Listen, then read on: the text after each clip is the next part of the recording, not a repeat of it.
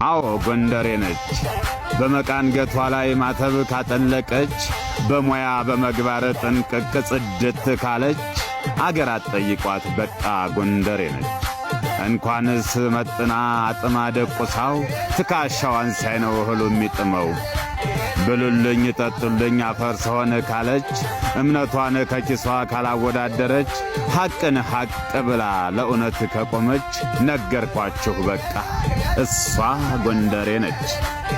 ይህ ጎንደር የሚሉት ምታት አለው እንዲህ ያሰከረኝ?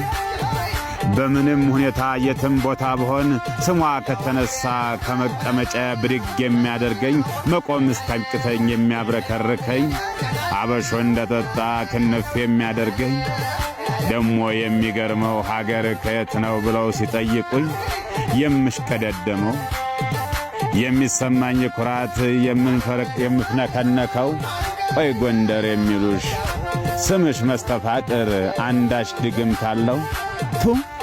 ጎንደር ማይበጅሽ የምን ዝባዝንኬ የምን ድግምት ነው? ለካ የማወራው 44ቱ ደብር የሚዘከርበት የጎንደር ምድር ነው።